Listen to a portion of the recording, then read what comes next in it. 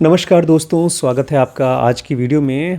आज की वीडियो का नाम है अटैचमेंट इश्यूज़ और इसमें हम बात करेंगे कि अगर हम ख़ुद को बदल नहीं पा रहे हैं, बहुत डेस्परेट हैं, अपने आप को बदलना चाहते हैं लेकिन बदल नहीं पा रहे हैं, तो उसके पीछे वजह क्या है। बहुत टाइम पहले मैंने एक चुटकुला सुना था, लेकिन बहुत मीनिंगफुल चुटकुला था। एक आदमी एक बहती हुई नदी में एक कंबल देखता है, बहुत ही खूबसूरत कंबल बह रहा था। उसको लगा शायद किसी ने अपना कंबल बहा दिया हो, किसी का खो गया हो, तो वो कूद गया और उस कंबल को उठाने की निकालने की कोशिश कर रहा था। कुछ देर बाद ज़ोर ज़ोर से चिल्लाने लगा, बचाओ बचाओ बचाओ। लोगों ने कहा, अरे भाई कंबल ही तो है, इसको छोड़ दो। तो आदमी बोलता है, कंबल नहीं है, ये भालू है। बोलता है, पहले मैंने इसको पकड़ा था, अब इस कंबल ने मुझे पकड़ लिया है, मतलब इस भालू ने मुझे पकड़ लिया है, किसी तरह से मुझे बचाओ। हम सब के अंदर में भी जिन चीज़ों को हम बचपन से पकड़ते हैं उसको कहते हैं बिलीफ, कि हम इस चीज़ पर बिलीव करते हैं। लेकिन जो चीज़ें हमको कुछ करने के लिए मोटिवेट कर सकती हैं, हमको ट्रांसफॉर्म कर सकती हैं, वो होती हैं वैल्यूज़। मेरे बचपन में बहुत सी ऐसी चीज़ें थीं जिसको मैं बिलीव करता था अनकॉन्शियसली, बस आसपास के लोग बिलीव करते हैं तो मैं भी करता था। जैसे मुझे कभी भी बचपन में ऐसा नहीं लगता था कि दहेज कोई गलत चीज़ है, अपना पराया करना कोई गलत चीज़ है, कंजूसी करना गलत चीज़ है। ऐसी बहुत सी चीज़ें थी बचपन में जो मेरी बिलीफ थी। बाद में चल कर के ये समझ में आया कि वो मेरी रुकावटें हैं।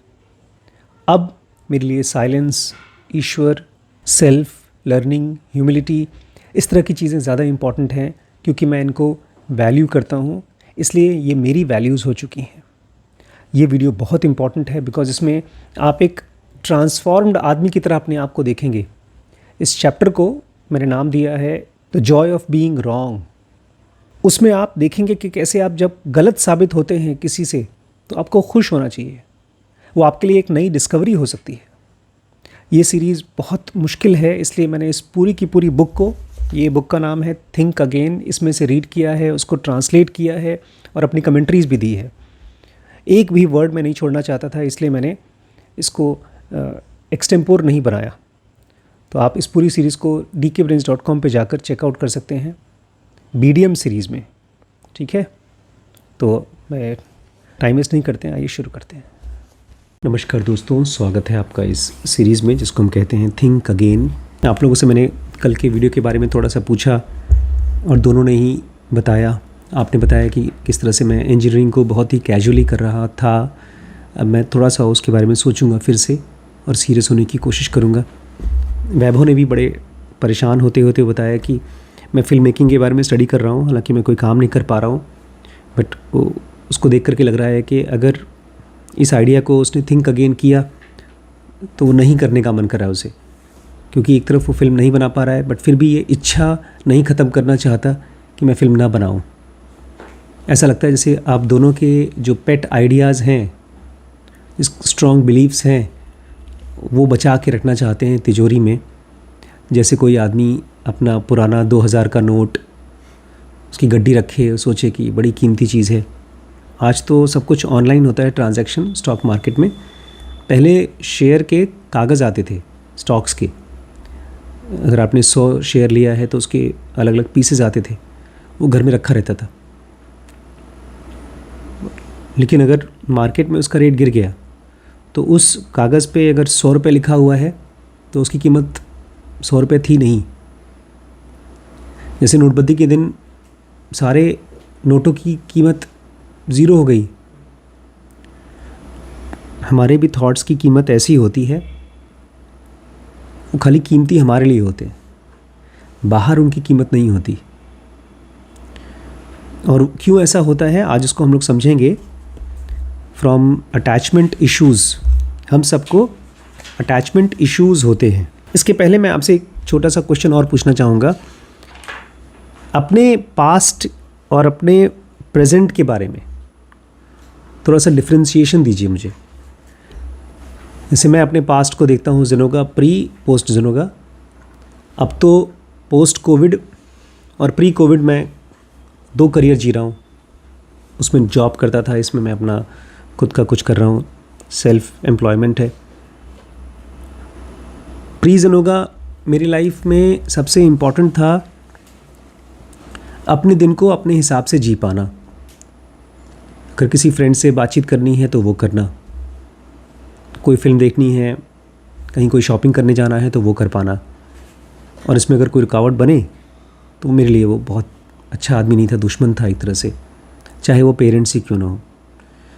और इसीलिए जैसे ही मौका मिला ग्रेजुएशन के बाद, MBBS के बाद में ना पढ़ाई कर पाने का, तो छोड़ दिया। ऑलमोस्ट 4 साल मैंने MBBS के बाद कोई पढ़ाई नहीं की, कोई ऑफिशियल कोर्स नहीं किया। I think it was a mistake इसलिए क्योंकि मैं खुद अपनी चॉइस से कुछ सीख सकता था, एक्सप्लोर कर सकता था, नहीं किया। तो वो मेरा पास्ट था। अब प्रेजेंट में जो कुछ भी मुझे करना है, आज अगर मुझे कुछ लगता है तो मैं उसको ट्राई करता हूँ, एफर्ट डालता हूँ करने का। ये दो अलग अलग लोगों को पहचानना बहुत ज़रूरी है, क्योंकि अगर आप अपने पास्ट को नहीं पहचानते हैं तो वो कंटिन्यू रहता है प्रेजेंट में और फ्यूचर में, क्योंकि उसमें होते हैं अटैचमेंट इश्यूज़।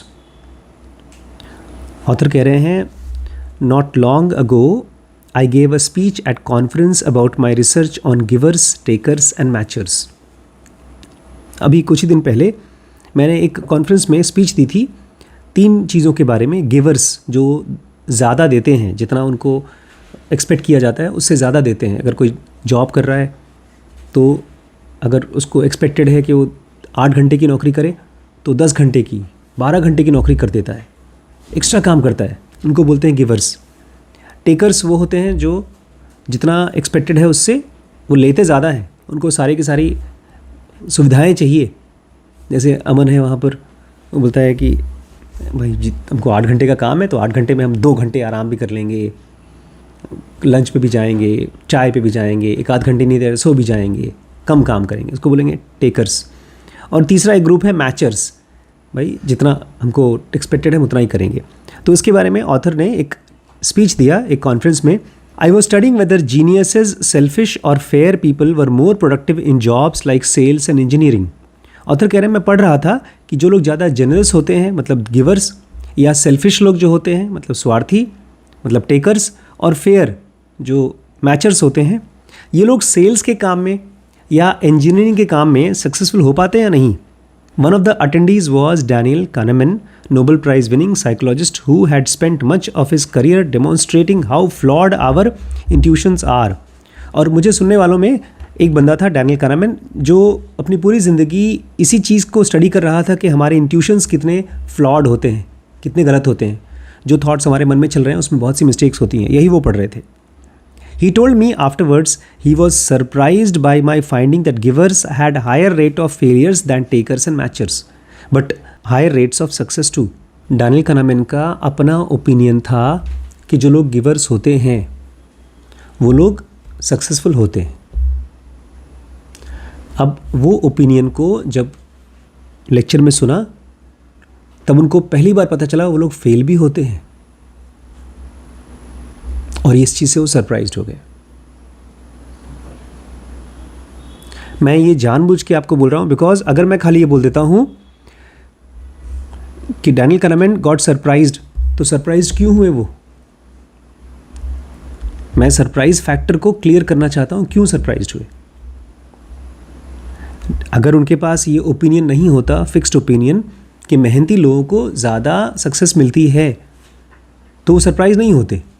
जैसे आज अगर मैं आपसे कहूँ चीज़ में इतना % प्रोटीन होता है तो आप सरप्राइज नहीं होंगे, क्योंकि चीज़ के बारे में आपको जानते ही नहीं है, आपके पास कोई ओपिनियन नहीं है। अगर मैं आपसे कह दूँ कि मोटरसाइकिल जो है वो 1 लीटर में 500 किलोमीटर चलती है, कान खड़े हो जाएंगे। कितना चलता है 1 किलोमीटर में? 1 लीटर में कितना पेट्रोल चलती है? 60, 65, 70। तो आपके पास एक ओपिनियन पहले से होना चाहिए, तभी आप सरप्राइज्ड होते हैं। हमने यही तो कल पढ़ा था कि जब कोई इंटेलिजेंट आदमी कोई नई डिस्कवरी करता है तो सबसे पहले वो बोलता है तो बड़ी अजीब बात है। उसके बाद बोलता है क्यूरियोसिटी। तो डैनियल कानामैन क्यूरियोसिटी दिखा रहे थे, अरे सरप्राइज्ड हो गए वो।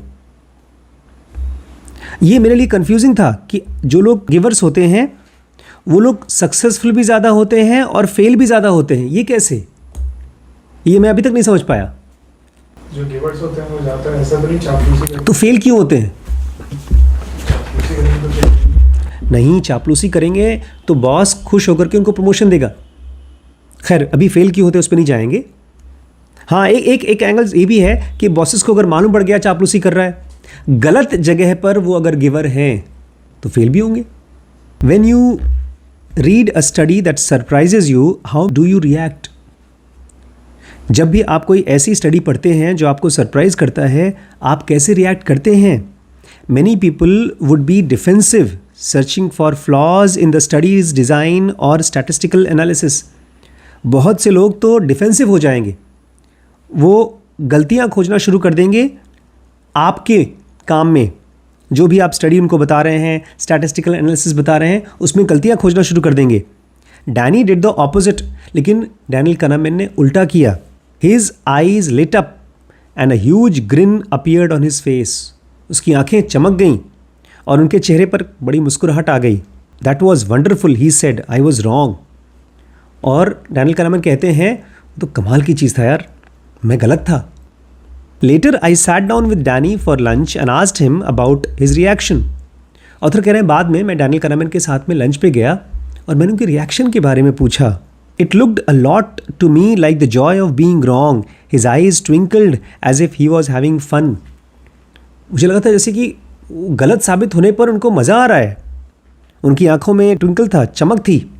He said that in his 85 years no one had ever pointed that out before, but yes, he genuinely enjoys discovering that he was wrong. Daniel kahneman अब नहीं है, और जब मैं उनकी किताब पढ़ रहा था थिंकिंग फास्ट एंड स्लो, तो ऑलमोस्ट हर एक पेज में, हर एक चैप्टर में मुझे ये लग रहा था कि ये आदमी ने ये नई चीज़ खोजी कैसे। एकदम नई चीज़ खोजी है कि हमारा ब्रेन जब कोई डिसीजन लेता है तो सही डिसीजन नहीं लेता, वो डिसीजन लेने के बाद ज़बरदस्ती प्रूव करता है कि वो सही है। जो चीज़ ज़नोगा में ई सेंटर का डोमिनेशन आई सेंटर पे है, हम में से ज़्यादातर लोगों का इंटेलिजेंस, बुद्धि काम नहीं कर पाती, वो इमोशन से डोमिनेटेड होती है। इसलिए हम काम करने के बाद या तो पछताते हैं या खुश होते हैं, बजाय उसको स्टडी करने के। इसलिए मैं डैनियल kahneman को सहर जी, कृष्णमूर्ति के लेवल पे रखा है। वो फ्रेश पर्सपेक्टिव वो उन्हीं के पास है। कृष्णमूर्ति बोला करते थे, first step is the last step. जो आदमी किसी प्रॉब्लम को फ्रेश तरीके से नहीं देख पाता एकदम शुरू से ही, वो लास्ट में जाकर फ्रेश नहीं हो पाएगा। बोलते हैं मुझे मज़ा आता है, बोलते हैं 85 साल का हो गया हूँ, अब ऑलमोस्ट सब चीज़ें जो मेरे पास हैं वो सब मैं पहले से जानता हूँ, जो जानता हूँ वही सही होता है। अगर कोई मुझे गलत प्रूव कर देता है, मुझे लगता है कि कोई नई चीज़ मिली है मुझे। I knew the feeling in college. What first attracted me to social science was reading studies that clashed with my expectations. बोलते हैं मैं जानता हूँ उसकी उनकी फीलिंग, जब आपको गलत साबित किया जाता है आप खुश होते हैं, वो फीलिंग को मैं जानता हूँ। कॉलेज में से ही मैं सोशल साइंस में अट्रैक्टेड था, क्योंकि जब कोई चीज़, कोई ज्ञान मेरी एक्सपेक्टेशन से क्लैश करता था तो मुझे खुशी होती थी। आई couldn't wait to tell my roommates about all the assumptions I had been rethinking. मैं अपने दोस्तों को बुला बुला कर बताता था कि यार मैंने ये एजम्पशन किया था और देखो ये गलत साबित हुआ, अब मुझे नया कुछ मिला। In my first independent research project I tested some predictions of my own and more than a dozen of my hypothesis turned out to be false. कह रहे हैं जब मैंने पहली बार इंडिपेंडेंट रिसर्च प्रोजेक्ट किया तो मैंने बहुत सी प्रोजेक्शंस की थी, भविष्य में ये होगा, ऐसे होगा, और उसमें से दर्जनों मेरी हाइपोथेसिस गलत साबित हुई, उल्टा हो गया। It was a major lesson in intellectual humility. ये मेरे लिए एक मेजर लेसन था ताकि मैं बुद्धि से विनम्र हो जाऊं। मेरे लिए ज़नोगा के साथ भी यही हुआ था। ओशो को सुनने के बाद मुझे लगता था कि खूबसूरत, पैसे वाला होना एंटी स्पिरिचुअलिटी नहीं है, गलत नहीं है। अगर मन में सेक्सुअल डिज़ायर्स आए या अमीर बनने की डिज़ायर आए तो गलत नहीं है। और सीक्रेटली मैं उस तरफ जाने लगा। मैंने अपने दोस्तों के साथ में स्कूल जब खोला तो एक तरह से मैंने शॉर्टकट पाने की कोशिश की, अमीर बनने की और अपने सेक्सुअल फैंटेसीज़ को पूरा करने की। 4 दोस्तों के साथ जो स्कूल खुला था उसमें यही मेरी एजम्पशन थी कि बजाय MBBS करने के बाद मैं अपनी नौकरी करूं, कुछ महीने तनख्वाह पाऊं, उससे अच्छा होगा कि दिनेश अग्रवाल जी के साथ, आदित्य आनंद के साथ मिलकर के जो स्कूल खुला है, सीधे उस स्कूल के बॉसेस में मेरा नाम आ जाएगा और दिनेश अग्रवाल जी दिल्ली में रहते थे, उन्होंने बोला भी था कि जो स्कूल खुलेगा उसका जो मेन बॉस होगा वो आदित्य रहेंगे, और यहाँ पर हम लोग 14 एकड़ में एक हॉस्पिटल बनाएंगे, उसके जो हेड होंगे डॉक्टर आशीष होंगे। और मेरे मन में ये फीलिंग भी थी कि मैं डॉक्टर हूँ, MBBS हूँ, तो ऑब्वियसली मैं ही उसका मुझे बॉस बनाएंगे, क्योंकि एकदम शुरुआत में मैं जुड़ा हूँ। और जब ज़ेनोगा आई, थैंक्स टू ज़ेनोगा, बिकॉज उनके साथ रहने से ये इल्यूजन ख़त्म नहीं होता। ज़ेनोगा ने दिखाया किस तरह से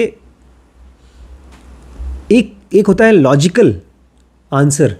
लॉजिकल आंसर मतलब आज अगर कोई मुझसे बोलता है कि एक 100 बेड के हॉस्पिटल के मालिक आप होंगे, तो मुझे दिखाई देगा हज़ारों काम, पेपर वर्क जो मुझे आता ही नहीं।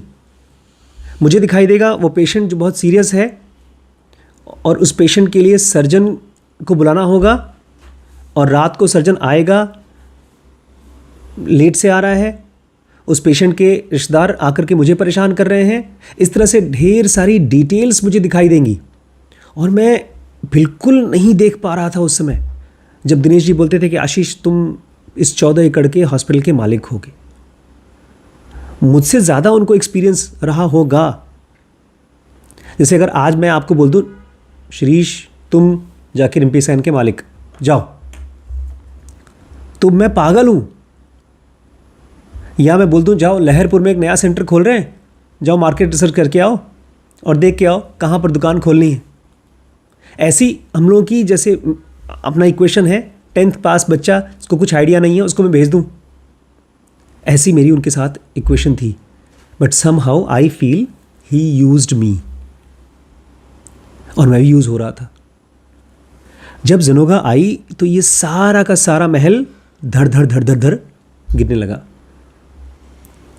ज़ेनोगा पढ़ने के बाद तुरंत मुझे दिखाई दिया कि मेरे एजम्पशंस रॉन्ग हैं, और मैं खुश हुआ।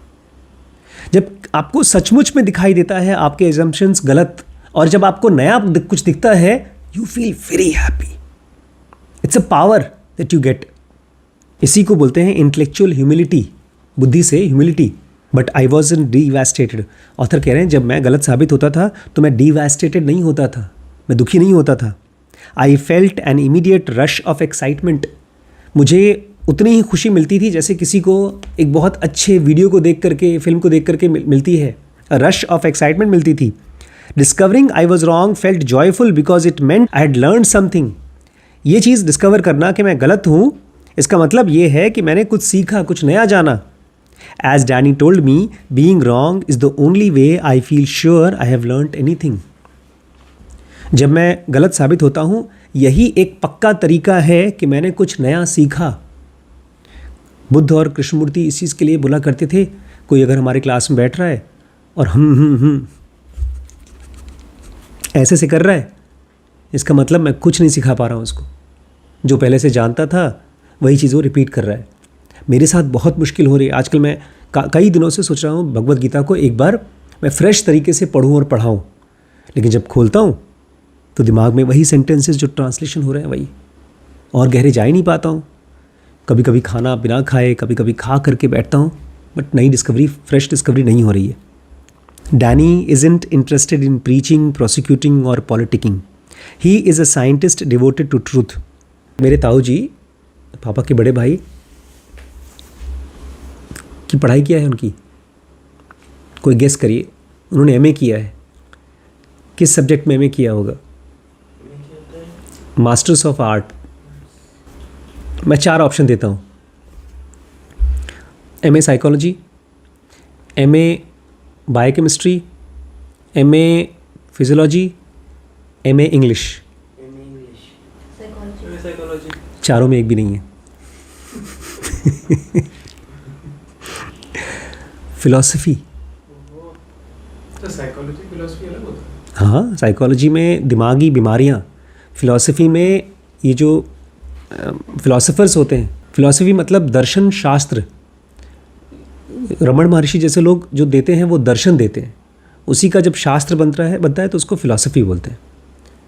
तो जब मैंने पहली बार सुना इस चीज़ को, मुझे लगा यार ये तो एमए फिलॉसफी है, इनको तो पता होगा ओशो क्या बोलते हैं। और मैं लेकर आया एक बार एक ओशो की मैगज़ीन, गांव में शादी हो रही थी और उस मैगज़ीन पे ऊपर लिखा था, शादी का मौसम था, क्या लिखा था? नहीं, संभोग से समाधि नहीं लिखा था, उसमें लिखा था शादी से पहले संभोग, शादी से पहले सेक्स। ये कौन लेकर आया है हमारे घर में? ऐसा लग रहा था जैसे मैंने कोई ड्रग्स लेकर आ गया हूँ, मैं कोई बहुत गंदी चीज़ लेकर आया हूँ, वो फाड़ के फेंक दिया गया। फिर मैं समझ में आ गया कि इन्होंने MA फ़िलासफ़ी वैसे ही की है जैसे हमारे बच्चे BCA कर रहे हैं, नहीं BBA नहीं, BCA जैसे हमारे बच्चे कर रहे हैं वैसे ही किया है। सर इसकी भी पढ़ाई होती है फिलॉसफी की भी? और नहीं तो क्या है, तो फिलोसोफर्स पढ़ते ही हैं, बहुत से फिलोसोफर्स हैं इस समय। Daniel Dennett is suppose to be one of the best philosophers in the world. उसकी बुक्स 25-25 हज़ार रुपये की आती हैं। ये तो मुझे पता ही नहीं था, नहीं तो मैं यही पढ़ता, फिर इंजीनियरिंग पढ़ता ही नहीं। और बोर हो जाते। जो चीज़ आपको पढ़ना पड़ता है एग्ज़ाम देने के लिए, वो ख़त्म, उसकी पढ़ाई नहीं होती फिर। अरे तो उसमें बना बना के लिखता ना, इसमें नहीं बना क्या नाम है? डैनियल डेनेट। ये फिलॉसफी लिखता है। अच्छा ये कह रहे हैं डैनियल kahneman को प्रीचर नहीं बनना था, प्रोसिक्यूटर नहीं बनना था, पॉलिटिकल नहीं बनना था। मैंने ताऊ जी का नाम इसलिए लिया क्योंकि आप कोई भी बातचीत करो तो वो प्रीचर हैं, वो आपको गलत साबित करने के लिए प्रोसिक्यूटर हैं, और अगर फिर भी गलत साबित नहीं हुए तो लेकर खड़े कर देंगे आपको पंचायत में, पब्लिक के बीच में पॉलिटिकिंग करना शुरू कर देंगे। डैनियल kahneman साइंटिस्ट हैं जो डिवोटेड हैं किस चीज़ के लिए? ट्रूथ। ये ट्रूथ और ओपिनियन में डिफरेंस क्या है? ट्रूथ मतलब जो एक फैक्ट है जो सही है वो सही, और ओपिनियन मतलब जो हमारे लिए सही है।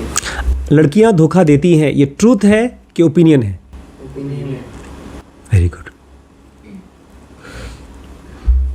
तो जो साइंटिस्ट होते हैं वो लोग ओपिनियन नहीं चाहते, वो ट्रूथ चाहते हैं। When I asked him how he stays in that mode, he said he refuses to let his beliefs become party of his identity. Author कह रहे हैं, जब मैंने उनसे पूछा कि ऐसे कैसे आप कर पाते हो यार, आप ट्रूथ के साथ कैसे रह पाते हो, तो उन्होंने कहा मैं अपनी बिलीफ को अपनी आइडेंटिटी नहीं बनने देता हूँ। हमने एक बच्चे को अभी रिसेंटली ट्राई आउट किया है, अलीम नाम है, वो PRO की तरह काम करेगा। उसने एक जगह पर पहले काम भी किया है बायोजन में। उसको मैंने कहा है कि बेटा तुम्हें सैलरी देंगे हम बहुत कम, और हर रोज़ शाम को मेरे पास तुम्हारा लिख करके कौन कौन से डॉक्टर्स के पास तुम गए हो, और तुम जाके कंप्यूटर में देखना कि तुम्हारे नाम से कितने पेशेंट आए हैं। उसने कहा ठीक है सर। इस बात को हो गए 3 दिन, 12 तारीख को मैंने बोला था, आज तक वो आया नहीं मेरे पास। आज हो गई 15 तारीख, मैंने उसको फ़ोन करके पूछा क्यों नहीं आए बेटा, तो बोलता है सर 2 दिन से मेरे पास पेट्रोल का पैसा नहीं था इसलिए मैं नहीं आया। तो बेचारा इंतज़ार कर रहा था कि पेट्रोल का पैसा उसके पास ऐसे ऊपर से गिरेगा फिर वो आएगा। अब या तो उसकी IQ कम है या मैं बेवकूफ़ हूँ जो उसको रख रहा हूँ उस जॉब के लिए। तो मुझे फैक्ट चाहिए। ऑथर कह रहे हैं I refuse to let my beliefs become part of my identity. ये बड़ी इंपॉर्टेंट चीज़ है, आइडेंटिटी। किस चीज़ को आप अपनी आइडेंटिटी मानते हैं? बिकॉज ऑथर कह रहे हैं मैं अपनी बिलीफ को अपनी आइडेंटिटी नहीं बनने देता। जैसे इस कमरे में ज़रूर 100% वैभव की आइडेंटिटी है फिल्म मेकर, नहीं मेरी है नहीं, मुझे बनना है, but at least future film maker तो आपकी आइडेंटिटी है। और मुझे पक्का है प्रतीक की फ्यूचर की आइडेंटिटी इंजीनियर तो नहीं है, 100% नहीं है। लेकिन फिर भी मैं अगले 2 साल तक मम्मी का पैसा ले करके कॉलेज को फीस जमा करूंगा और एग्ज़ाम पास करूंगा, और वो डिग्री लेकर के लड़कियों को दिखाऊंगा कि खूबसूरत लड़कियों मैं इंजीनियर हूँ, मैं स्पिरिचुअली भी हूँ, और मुझसे शादी कर लो। हाँ, कृष्णमूर्ति फाउंडेशन में दिखाऊंगा तभी जॉब मिलेगी, ताकि दिखा सकूँ कि मैं इंजीनियरिंग का कितना पैशनेट स्टूडेंट हूँ, इतना पैशनेट कि मैं छोड़ नहीं पाया जबकि मुझे करने का मन नहीं था, मम्मी पापा ने बहुत टॉर्चर किया था। तो ये हम लोग अनकॉन्शियसली अपनी आइडेंटिटी बनाते जाते हैं। बट डैनियल kahneman जैसे लोग जो थिंकिंग फास्ट एंड स्लो पिछले 100 साल में one of the most rare book है, और उस बुक के बारे में आपको पता नहीं याद है कि नहीं, जब एक चैप्टर लिखते थे, एक हफ्ते बाद जब वो आते थे वापस अपने टीम के साथ में डिस्कस करने के लिए, तो एक हफ्ते बाद तो चैप्टर को पूरी तरह से रिन्यू कर देते थे, रिफ़्रेश कर देते थे। मैं पिछले 2 वीडियोज़ को जब मैंने एडिट किया है 3 दिन में एडिट करता हूँ, और तीसरे दिन तक में अगर वो आधे घंटे का वीडियो है तो उसको कट करते करते मैं 10 मिनट का कर देता हूँ। 15 मिनट का। बिकॉज जब आप किसी चीज़ को रिव्यू करते हो, रीथिंक करते हो, तो बहुत सी अननेसेसरी चीज़ें आप हटा देते हो। तो ये डैनियल kahneman की भी आदत थी कि फालतू की चीज़ें मत रखो, जो उनके हिसाब से गलत है, बेकार है, उसको मत रखो। और बाकी ऑथर्स जो उनके साथ बैठ कर लिखते थे बोलते थे ये कैसे कर सकता है ये आदमी, इतनी मेहनत की हमने और एक हफ्ते बाद आया मैंने तो लाके फेंक दिया। कहीं ना कहीं डैनियल kahneman स्पिरिचुअल होने लगे, not in words but in reality. Because आपकी आइडेंटिटी अगर ट्रूथ खोजने में है तो ऑब्जेक्टिव वर्ल्ड की भी बहुत सी ऐसी ट्रूथ हैं जो हमारा मन नहीं जानता और एजम्पशंस मान लेता है। इसलिए कहा जाता है एक आदमी जो जेन्युइनली अमीर भी बनना चाहता है, सक्सेसफुल भी बनना चाहता है, तो जल्दी स्पिरिचुअल बनेगा। अभी क्या हो रहा है, आजकल के जो स्टूडेंट्स हैं वो दो रास्ते पर एक साथ चलते हैं। माँ बाप के डर से वो सिक्योरिटी और जॉब की पढ़ाई करते हैं, और अपने मन से वो पढ़ते हैं स्पिरिचुअलिटी और साइकोलॉजी की पढ़ाई जो इंटरेस्टिंग लगती है, और दोनों को ही आधे अधूरे तरीके से पढ़ते हैं। तो जब आप अपनी आइडेंटिटी को भी परस्यू नहीं करते कायदे से, अपनी जो सो कॉल्ड पढ़ाई है उसको भी परस्यू नहीं करते कायदे से, तो आपकी आइडेंटिटी डेवलप होती ही नहीं है, और उस प्रोसेस में आपकी रॉन्ग आइडेंटिटी डेवलप होती है। डैनियल kahneman जैसे लोग बोल रहे हैं कि मैं अपने बिलीव्स को अपनी आइडेंटिटी नहीं बनने देता हूँ, जो सबसे करंट नॉवेल नया ट्रूथ है उसको बनाता हूँ। I change my mind at a speed that drives my collaborators crazy. Daniel kahneman कह रहे हैं मैं अपना मन फटाफट बदलता रहता हूँ, मेरे साथ जो काम करते हैं कोलैबोरेटर्स वो पागल हो जाते हैं। पिछले हफ्ते तो तुमने ये कहा था, अब ये कह रहे हो, अब कुछ और कहोगे। He explained my attachment to my ideas is provisional. There is no unconditional love for them. Daniel कह रहे हैं कि मेरा अटैचमेंट मेरे अपने आइडियाज़ के साथ में प्रोविजनल है, टेम्पररी है। मेरा कोई उनके साथ अनकंडीशनल लव नहीं है कि भाई मैं इस बात को पढ़ाऊँ और इस बात को मैं प्रमोट करता हूँ तो इसका मतलब मैं बहुत प्यार करता हूँ इस आइडिया से। ऐसा कुछ नहीं है। आज इस आइडिया को पूरे मन से आपको बताऊँगा, एकदम कसम खा के बताऊँगा, अगले हफ्ते बोलूँगा ये बेकार था, ये गलत था। Attachment, that's what keeps us from recognizing our opinions are off the mark and rethinking them. ये अटैचमेंट ही है जिसकी वजह से हम ये नहीं देख पाते कि हमारे अपने opinions are off the mark, कि वो रास्ते से बहुत दूर है। आप किसी रोड पे चलते हैं, उस रोड से, उस गांव से आप इतना अटैच्ड हैं कि आप नई चीज़ें ट्राई नहीं करेंगे।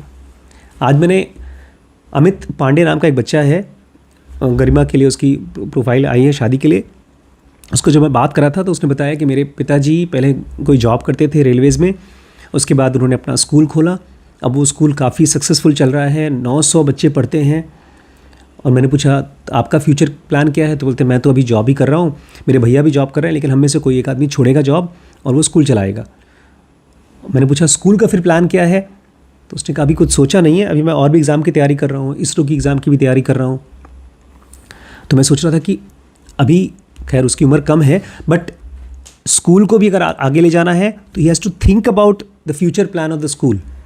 उसकी टेक्नोलॉजी कैसे बदलेगा या उस बिज़नेस को कैसे बढ़ाएगा, और अगर अपने काम को भी आगे बढ़ाना है, अपने जॉब को, अपने प्रोफाइल को, तो और कौन सा एग्ज़ाम देना है उसके बारे में बात करना। But he is still confused.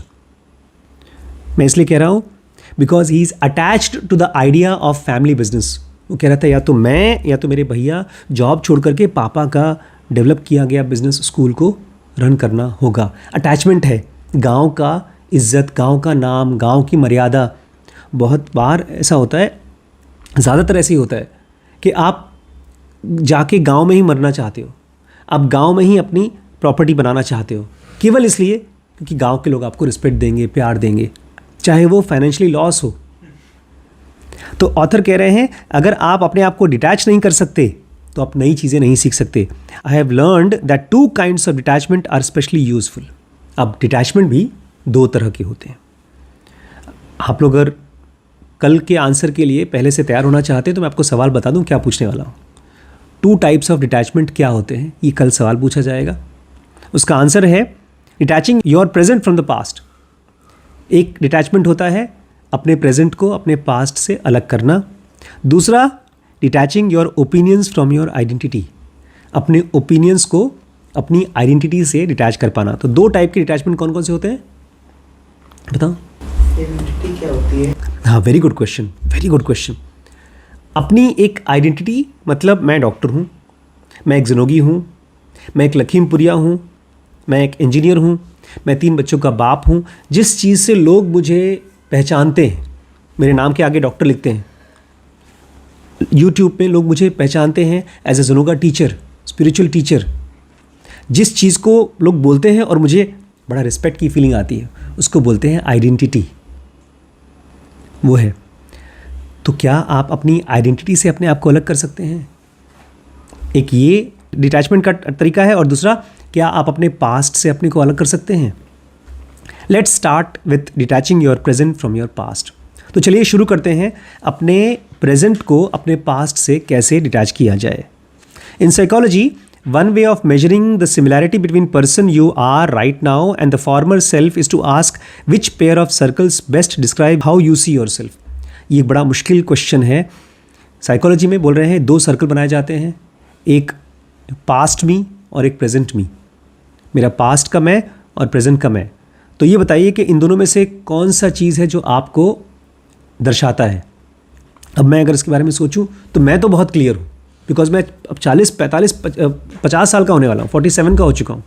आपके लिए मुश्किल होगी, क्योंकि आपका पास्ट के बारे में कुछ शायद मेमोरी होगी नहीं, हो भी ना। नहीं, देखिए, प्रेजेंट वाला जो आशीष शुक्ला है, मैं अपने बारे में कह रहा हूँ, उसके पास क्वेश्चंस हैं ढेर सारे, और रोज़ क्वेश्चंस ऐसे हो रहे हैं जैसे एक क्वेश्चन को लेकर के मैं कई दिनों तक रह रहा हूँ। अभी आजकल जो मेरा सबसे फेवरेट क्वेश्चन चल रहा है 3-4 दिनों से, कौन सा है? Who am I, who am I, who am I. Sleep क्या काम करता है, कैसे काम करता है? स्लीप और मेडिटेशन को मैं कैसे, स्लीप को कैसे मेडिटेशन बना सकता हूँ, कैसे मैं जगते हुए मेडिटेशन कर सकता हूँ? ये आजकल चल रहा है क्वेश्चंस। प्रेजेंट वाला, पास्ट वाला कोई और था। In the moment separating your past self from your current self can be unsettling. किसी भी समय अगर आप अपने पास्ट सेल्फ को प्रेजेंट सेल्फ से अलग करेंगे तो आपको बहुत डिस्टर्बेंस होगा। Even positive changes can lead to negative emotions. देखिए, जब कोई और हम लोग को बताता है ना कि तुम्हारा ये गलत है, इसको हटाओ, तो ख़राब लगता है। और हमको यूजुअली तभी पता चलता है जब दूसरे ही पॉइंट आउट करते हैं, तो हमको ख़राब लगता है।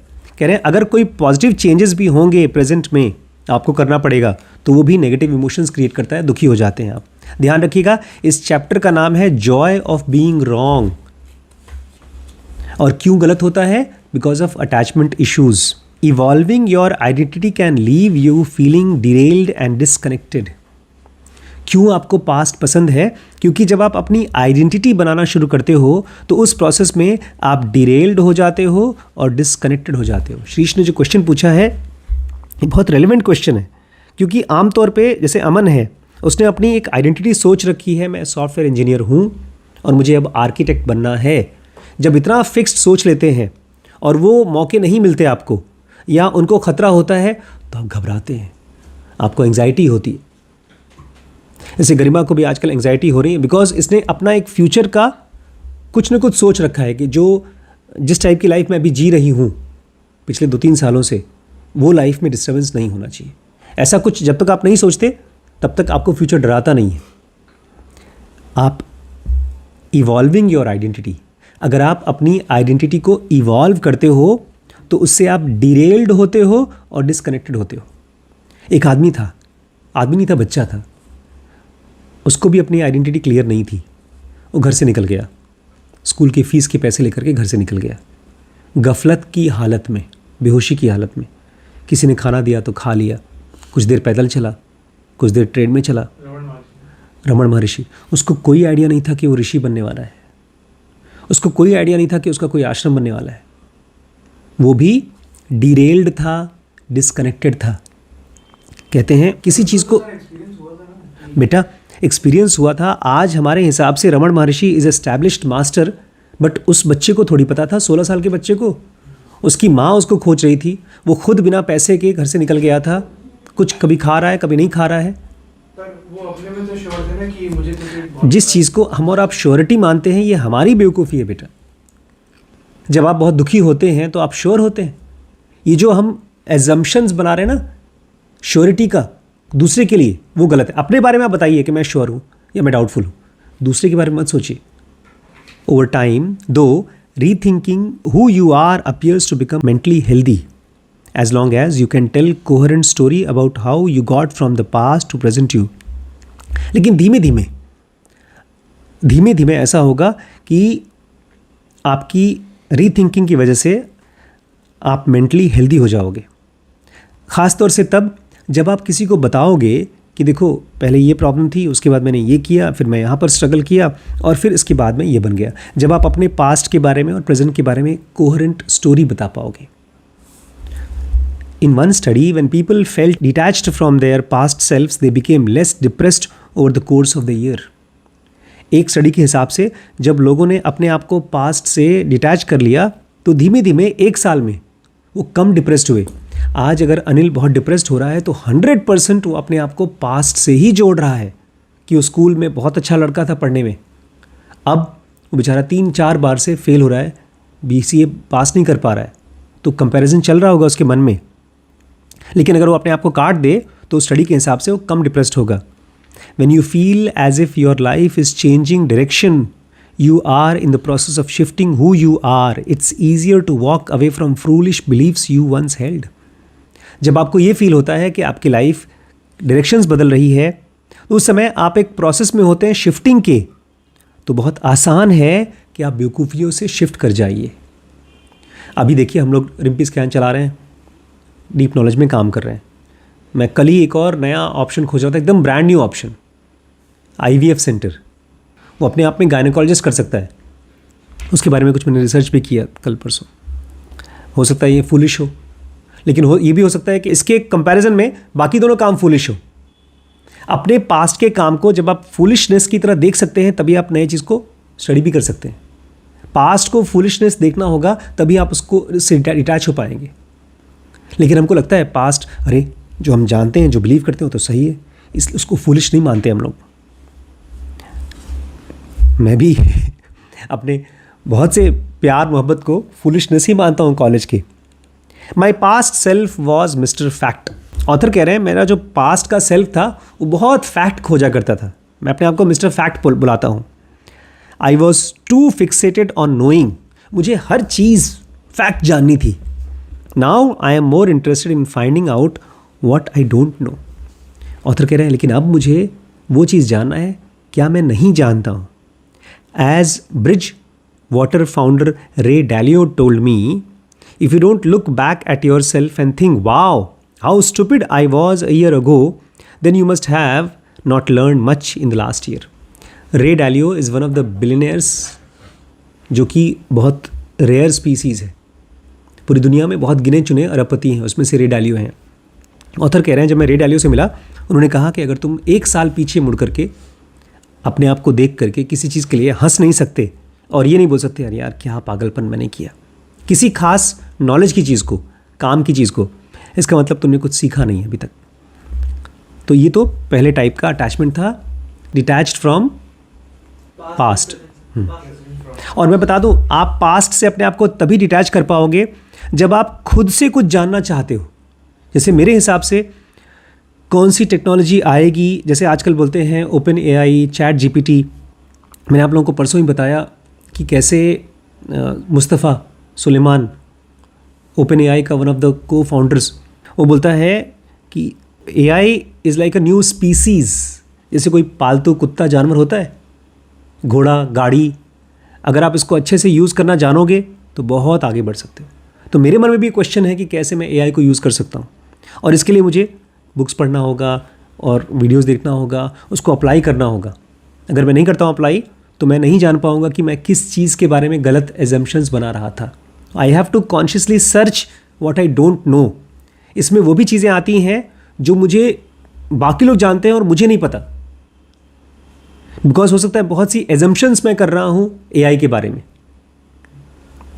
शायद उसमें से एक एजम्पशन ये भी हो कि मैं तो लेमैन हूँ यार, मैं तो डेवलपर हूँ ही नहीं, तो मैं कैसे AI को यूज़ कर सकता हूँ. जबकि ये बहुत से बच्चे यूज़ कर रहे हैं आजकल, बहुत सी यूट्यूबर यूज़ कर रहे हैं AI को. दूसरा detachment is separating your opinions from your identity. कि आप अपने ओपिनियंस को अपनी पहचान से अलग कैसे करें. I am guessing you wouldn't want to see a doctor whose identity is professional lobotomist. Send your kids to teacher whose identity is corporal punisher, or live in a town where police chief's identity is stop and frisker. Author कह रहे हैं मेरे हिसाब से आप अपने बच्चे को या ख़ुद को ऐसे डॉक्टर के पास तो नहीं भेजेंगे ना जो प्रोफेशनल लोबोटोमिस्ट है. लोबोटोमिस्ट मतलब जो ब्रेन का ऑपरेशन करता है और आधा सर खोपड़ी निकाल के फेंक देता है. लोबोटोमी आधा, ऐसे डॉक्टर के पास नहीं जाएंगे आप, चाहे वो इलाज भी करता हो. लेकिन अगर आपको ये पता चल जाए, अगर उसको लगता है कि इस मरीज़ को हेल्प होगी आधा ब्रेन निकाल के फेंकने से, तो निकाल भी देता है. जैसे अभी पिछले 1 साल में मैंने डॉक्टर जयसिंह को दिखाया, डॉक्टर रिम्पी ने डॉक्टर जयसिंह को दिखाया, फिर श्रीश ने जयसिंह को दिखाया, और तीनों बार इंजेक्शन ठोक दिया. अब मुझे ये लग रहा है उस आदमी के पास जाओगे, इंजेक्शन ठोकेगा वो आदमी. अब डर तो लगता ही है.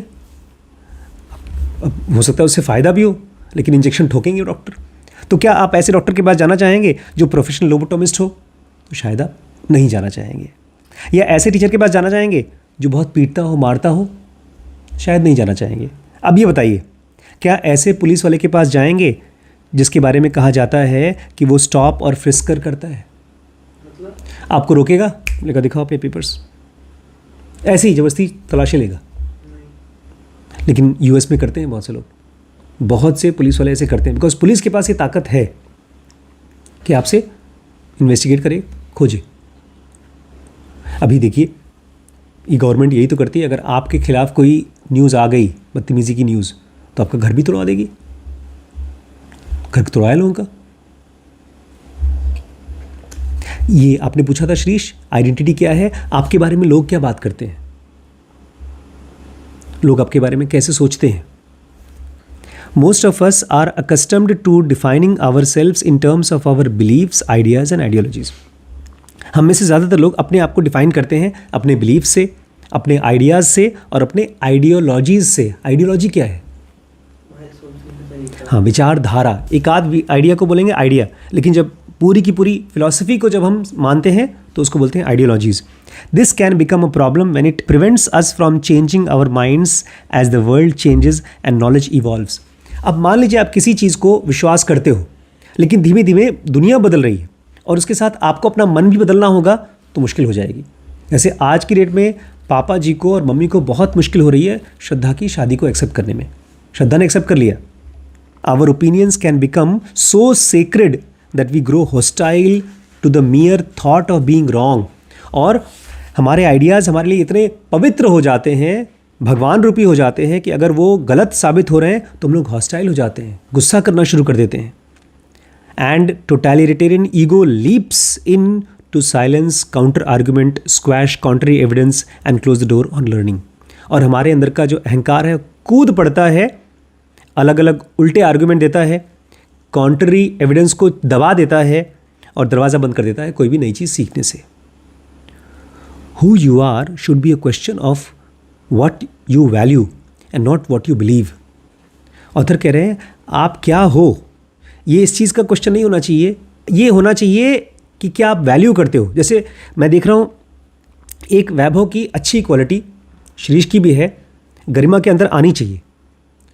हम लोग जब गए थे, आज ही मैं डिस्कस करा था, लखनऊ गए थे और वहाँ पर अपॉर्चुनिटी थी वैभव को ऑलमोस्ट फ़ोन खरीद करके पेमेंट करने का टाइम आ गया था.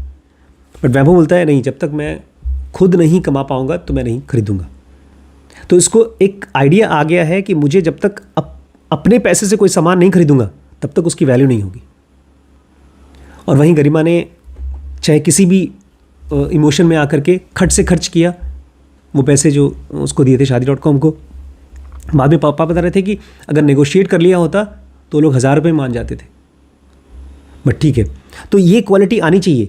ऑथर कह रहे हैं आपकी आइडेंटिटी बनती है कि आप किस चीज़ को वैल्यू करते हो, ना कि किस चीज़ को बिलीव करते हो. ये वैल्यू और बिलीफ में डिफरेंस क्या है? कैसे आप पहचानोगे कि ये मेरी वैल्यू है और ये मेरी बिलीफ है? अब जैसे इन्होंने कहा कि मैं अपने पैसे से ही फ़ोन खरीदूंगा, ये वैल्यू है कि बिलीफ है? वैल्यू है. तो इसी कॉन्टेक्स्ट में बिलीफ क्या होता? वैल्यू हमारा मॉरल सिस्टम होता है जिसमें मैं ये मानता हूँ कि मुझे कभी भी ग्रीडी नहीं बनना है। और बिलीफ ये होता है कि बिलीफ नहीं पता।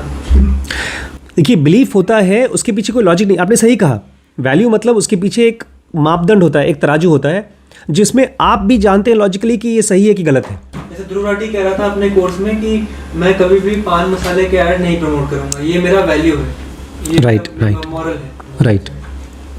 जैसे मैं आप लोगों की जब ताना मारता हूँ तो ये आप पॉइंट आउट करते हैं कि गलत है, ताना मारना गलत है, इट्स अ वैल्यू।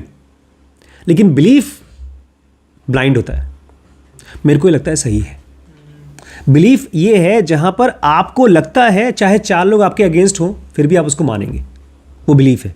ऑथर कह रहे हैं बिलीफ के ऊपर आपकी आइडेंटिटी नहीं होनी चाहिए, होनी चाहिए वैल्यू के ऊपर। क्या चीज़ इंपॉर्टेंट है, वैल्यूबल है। Values are your core principles of life. 90% लोगों के पास तो वैल्यूज़ होती नहीं है। जैसे ये एक निहायत नॉन स्पिरिचुअल वैल्यू है कि किसी आदमी को आप अच्छा या बुरा जज करें उसकी शक्ल पे। देखिए, किसी सामान को आप खरीदते हैं, उसकी पैकेजिंग देखें तो वो मटेरियल है, लेकिन किसी इंसान को उसकी शक्ल से आप अच्छा या बुरा बोलते हैं, it's a D meaning thing. ये एक ठीक है, ये यहाँ पर आपका और मेरा बिलीफ अलग हो जाता है। कह रहे हैं author, values are core principles of life. जो वैल्यू होती है वो लाइफ की कोर प्रिंसिपल्स होती है। दे माइट बी एक्सेलेंस, कि मुझे अपने काम में बहुत अच्छा करना है, जेनरोसिटी, कि मुझे उदार होना है, लोगों को हेल्प करना है, फ्रीडम, कि मैं खुद फ्री और दूसरों को भी फ्रीडम दूं, फेयरनेस, मैं सबके साथ बराबर का काम करूं, सिक्योरिटी, मैं दूसरों को हेल्प दूं, सिक्योर रखूं अपने को भी दूसरों को भी, इंटीग्रिटी, आई सेंटर, समझदारी से काम करूं, ये सब के सब वैल्यूज़ हैं। Basing your identity to these kinds of principle enables you to remain open minded about the best ways to advance them. अगर आप इन सब टाइप के वैल्यूज़ पे बेस करते हैं अपने प्रिंसिपल्स को, तो आप रहेंगे, ओपन रहेंगे कि कैसे आप आगे बढ़ सकें। जैसे अगर मुझे फ्रीडम के ऊपर बिलीफ है तो मैं अपने बच्चों को भी फ्रीडम दूंगा। अगर मैं दहेज के ऊपर बिलीव करता हूँ तो बोलूँगा फ्रीडम नहीं मिलनी चाहिए, जहाँ मैं बोलता हूँ वहीं शादी करना है। तो अगर आप इनके ऊपर बिलीव करेंगे तो धीमे धीमे आप इन्हीं के ऊपर चल सकते हैं आगे। You want the doctor whose identity is protecting health. इसलिए मान लीजिए आप खुद एक डॉक्टर बनते हैं या कोई प्रोफेशनल बनते हैं, तो आप ऐसा चाहेंगे कि लोग आपके बारे में सुने कि यार ये ना लोगों की जान बचाता है। The teacher whose identity is helping students learn. अगर आप टीचर बनना चाहते हैं तो आप ये नहीं सुनना चाहेंगे बहुत पीटता है। आप ये बनना चाहेंगे कि लोग, बच्चे आपके बारे में बोले यार ये बच्चों के लिए ना खूब मेहनत करता है। जैसे खान सर के बारे में कहा जाता है, खूब प्यार से पढ़ाते हैं, बहुत हेल्प करना चाहते हैं। And a police chief whose identity is promoting safety and justice. और अगर आप पुलिस वाला बनना चाहते हैं तो आप ऐसी आइडेंटिटी चाहेंगे कि पब्लिक आपके बारे में सोचे कि यह सेफ्टी और जस्टिस प्रमोट करता है ये आदमी। आज का last line, when they define themselves by values rather than opinions, they buy themselves the flexibility to update their practices in the light of new evidence. जब आप अपने आप को वैल्यूज़ के हिसाब से डिफाइन करते हैं तो आपके अंदर में फ्लेक्सिबिलिटी होती है कि जैसे ही आपको कोई नई बात पता चली आप उसको चेंज करो। जैसे कृष्णमूर्ति और रमण, कृष्णमूर्ति कभी भी भगवान की पूजा पाठ पे विश्वास ही नहीं करते थे, वो उनकी अपनी खुद की वैल्यू थी। वो कहते थे भगवान को सीधे जानो, डुअलिटी को भक्त भगवान मत बनो। रमण महर्षि के यहाँ भक्त भजन चलता था, भगवान शंकर की पूजा करते थे, उनके यहाँ आज भी आरती होती है। तो अगर मुझे कोई नया एविडेंस दिखाई दिया, कोई मिस्टिकल चीज़ समझ में आई, तो मैं अपने आप को बदल भी सकता हूँ। ये फ्रीडम है by not being attached to fixed thoughts और बिलीव्स।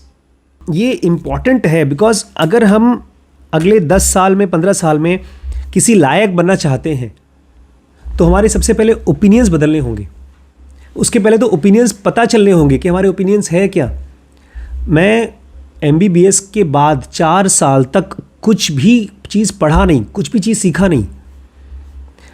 आज मुझे इसका रिग्रेट होता है क्योंकि MBBS के जस्ट बाद I could have gone, because वो यंग एज का टाइम था और कॉलेज रोज़ नहा धोकर के जा सकता था, मैं सीख सकता था अगर मुझे बिज़नेस में कुछ सीखना था, बट मैंने नहीं किया। So I must have been attached with my wrong ideas of spirituality. Osho को पढ़ के ये लगता था कि नहीं सब कुछ हो जाएगा. अपनी फैंटेसीज़ को जी रहे थे हम लोग एज अ स्कूल फाउंडर्स. तो we should be attacking our attachments, अपने पास्ट से और अपनी आइडेंटिटी से अलग करना होगा. बिल्कुल ये मत सोचिए कि मैं क्या बनूंगा, उसकी सोचिए ही मत. कुछ ना कुछ बनूंगा अगर मैं ट्रूथ को खोजता हूँ, डेप्थ को खोजता हूँ. जो भी पिछले 2-3-4 सालों में मेरे कोर्सेज या मेरे काम के साथ हो रहा है, वो सब का सब रोज़ फैक्ट जानने की वजह से हो रहा है, सच्चाई जानने की वजह से. ये प्लान नहीं है कि अब मैं ऐसे करूँगा तो मैं एक फेमस यूट्यूबर बनूँगा या एक फेमस गुरु बनूँगा. वो एक बाई प्रोडक्ट है. पहले ये सोचते थे कि नहीं मुझे गुरु बनना है, गुरु बनना है. कुछ नहीं होता था उससे. तो 2 टाइप के अटैचमेंट्स होते हैं. कौन कौन से? डिटैचमेंट्स. एक होता है आपके पास्ट और प्रेजेंट के बीच का डिटैचमेंट, और एक होता है आपके वैल्यूज और बिलीफ के बीच का. एक छोटा सा एक्सरसाइज करिएगा. इन दोनों को, अपने पास्ट को लिखिएगा. ये कौन कौन सी ऐसी चीज़ें हैं जिसको आप पास्ट में बिलीव करते थे बट वो स्टूपिड था. और दूसरा, कौन कौन सी चीज़ें हैं जो आपकी स्ट्रॉन्ग आइडेंटिटी हैं अभी, जिसको आपको अटैक करना चाहिए.